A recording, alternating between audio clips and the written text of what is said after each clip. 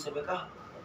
जब आप संत पौलुस के 13वें, 14वें, 15वें अध्याय को देखेंगे आपको पता चलेगा संत पौलुस ने इस पीड़ा के बारे में बहुत कुछ समझाया है सिस्टम के साथ। तो हमें कोड़े मारे गए या सताव दिया गया है या तनाव दिया गया है या परमेश्वर की इच्छा से, क्योंकि हम परमेश्वर के साथ वचन में सहभागिता में बने रहें, वचन में सहभागिता करते रहे। नहीं तो क्या होगा कि बीज तो आपके जीवन में है, लेकिन इस विश्व की चिंताएं, जो जंगली पौधे हैं वो विश्व की चिंताएं हैं, जिन्होंने उस कटीली झाड़ी में गिरे हुए बीज को पनपने नहीं दिया। तो विश्वास का वचन आपके अंदर अधिकाई से बस नहीं पाएगा, आपके साथ सहभागिता नहीं कर पाएगा, आप उससे उद्धार नहीं पा पाएंगे, आप उसके फल अपने जीवन में नहीं देख पाएंगे। परमेश्वर आपको आपके जीवन में इसलिए ताड़ना देता है, इसलिए वचन कहता है कि क्या ही धन्य है वह पुरुष जिसको तू ताड़ना देता है और अपनी व्यवस्था सिखाता है, क्योंकि तू उसको विपत्ति के दिनों में उस समय तक चैन देता रहता है जब तक दुष्टों के लिए गड्ढा नहीं खोला जाता। विपत्ति के दिनों में, कष्ट के दिनों में, संघर्ष के दिनों में उस समय तक चैन देता रहता है, आराम देता रहता है, विश्राम देता रहता है जब तक तू दुष्टों के लिए गड्ढा नहीं खोद देता। क्योंकि यहोवा अपनी प्रजा को न तजेगा, वह अपने निज भाग को न छोड़ेगा। उसने कहा मैं तुम्हें कभी नहीं छोड़ूंगा, कभी नहीं त्यागूंगा। उसके वचन में उसने कहा कि क्या स्त्री अपने दूध में बच्चे को भुला सकती है? यदि यह संभव हो तो भी मैं तुम्हें कभी नहीं भुलाऊंगा। परमेश्वर का वचन कहता है परंतु न्याय फिर धर्म के अनुसार होगा। धर्म का मतलब होता है आज्ञा, विधि, नियम। न्याय फिर आज्ञाओं के माध्यम से होगा, विधियों के माध्यम से होगा, नियमों के माध्यम से होगा, व्यवस्थाओं के माध्यम से होगा, परमेश्वर की व्यवस्था के माध्यम से होगा, परमेश्वर के विधान, परमेश्वर के नियम, परमेश्वर की आज्ञाओं के माध्यम से होगा। वचन कहता है और सीधे मन वाले उसके पीछे पीछे हो लेंगे। जो सत्यनिष्ठ है, जिन्होंने अपने जीवन में दुख उठाया, कष्ट उठाया, लेकिन कभी किसी का विरोध नहीं किया, किसी की निंदा नहीं की, किसी के विरोध में छींटाकशी नहीं की, वे उसके पीछे पीछे हो लेंगे। 16वां वचन, कुकर्मियों के विरुद्ध मेरी ओर कौन खड़ा होगा? ये एक ऑप्शन दिया गया है। इस विश्व में कुकर्मियों के लिए मेरी ओर कौन खड़ा होगा? कौन है जो उनको सुसमाचार या पश्चाताप सुनाने के लिए या पश्चाताप का संदेश सुनाने के लिए परमेश्वर की ओर से सुसमाचार को लेकर उन तक जाएगा? मेरी ओर से अनर्थकारियों का कौन सामना करेगा?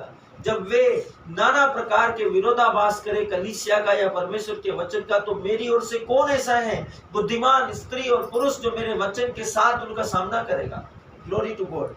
यदि यहोवा मेरा सहायक न होता, सहायक आपका कौन है? सोचिए, बाइबल कहती है हमें एक सहायक दिया गया है, सत्य का आत्मा, पवित्र आत्मा। यदि पवित्र आत्मा मेरा सहायक न होता तो क्षण भर में मुझे चुपचाप होकर रहना पड़ता, मेरी बोलती बंद हो जाती। पवित्र आत्मा ही आपको वचन और ज्ञान के शब्द सिखाता है। जब मैंने कहा मेरा पांव फिसलने लगा, तब हे यहोवा तेरी करुणा ने मुझे थाम लिया। परमेश्वर की करुणा यीशु मसीह है, अनुग्रह है, यीशु मसीह का नाम, यीशु मसीह के पवित्र वचनों के शब्दों की शक्ति ने मुझे थाम लिया।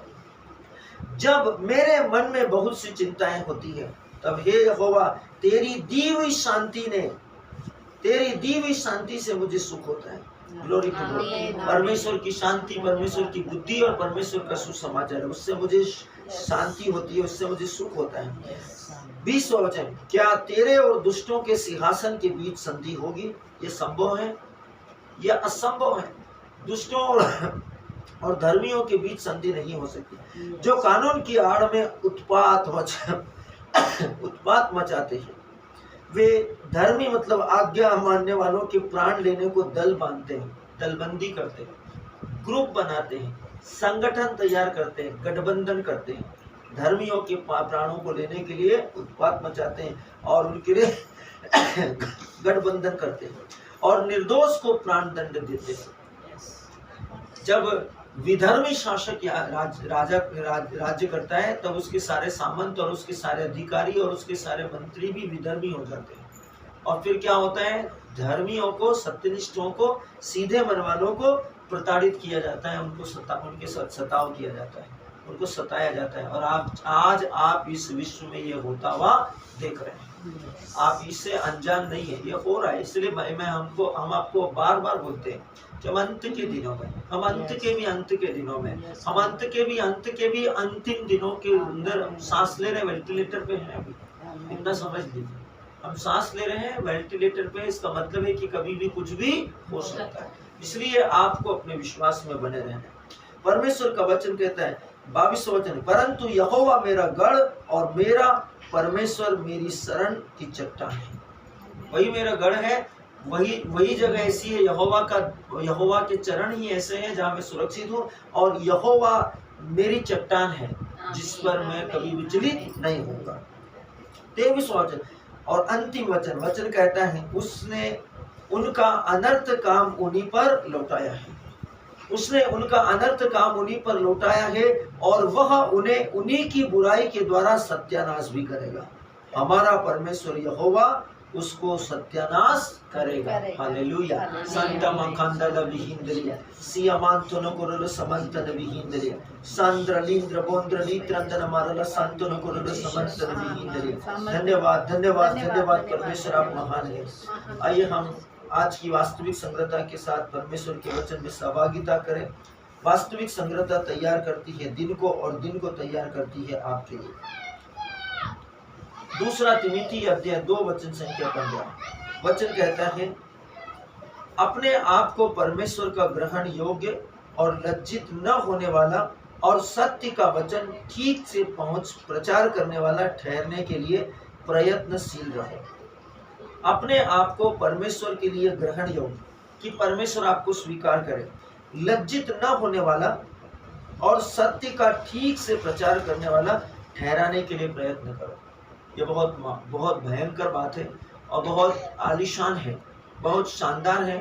यदि आप अपने आप को परमेश्वर के लिए ग्रहण योग्य बनाते हैं, और ऐसे कि आप उसके सामने जब आए तो आप लज्जित न हो किसी भी रीति से, और अपने आप को सत्य के वचन के ठीक से प्रचार करने वाला बनाए, ये बहुत अद्भुत बात है। ये 3 काम आपको अपने जीवन में करना है। वचन का शीर्षक कहता है अध्ययनशील बनो, और यही कारण है कि हम जो दिन रात आपको वचन सिखा रहे हैं, बाइबल कहती है कि ये अंत के दिन है, और हम इन अंतिम दिनों में वचन इसलिए सीख रहे हैं कि जब यहोवा हम पर अनुग्रह करे और इस विश्व का न्याय करे, और वो बादलों पर अपनी महिमा के साथ प्रकट हो, तब कलीसिया के हृदय में क्या हो? वचन। कलीसिया किसके साथ सहभागिता करे? वचन जो रात में सीख लिया, दिन भर उस पर मनन कर रहा, होमवर्क कर रहा, प्रार्थना कर रहा, अध्ययन कर रहा, हमारा वो ड्यूरेशन बन रहा है, हमारा वो चक्र बन रहा है जिसमें हम परमेश्वर के साथ सहभागिता में। इसलिए हम दिन रात वचन के साथ अध्ययन कर रहे हैं, और हम उस वचन के साथ अध्ययन इसलिए कर रहे हैं कि ये दिन में होगा रैप्चर, या रात में होगा, सुबह होगा या शाम में होगा, आपको ये बात अच्छे से समझ में आएगी मेरे प्रियो। आपको इसे समझना पड़ेगा। जैतून पर्वत पर यीशु मसीह कौन से पहर में स्वर्ग में आरोहित हुआ था, आप अपनी पवित्र बाइबल के अध्ययनिका के अंदर जाकर देख सकते हैं। वो टाइम आपको मालूम है, लेकिन आपको ये समझ में आ जाएगा कि यीशु मसीह कब आएगा। वो आधी रात को आएगा। क्यों? क्योंकि आपको पता है कि 10 कुंवारियां उसका वेट कर रही थी, और आधी रात हो गई थी, और वो आधी रात को आएगा।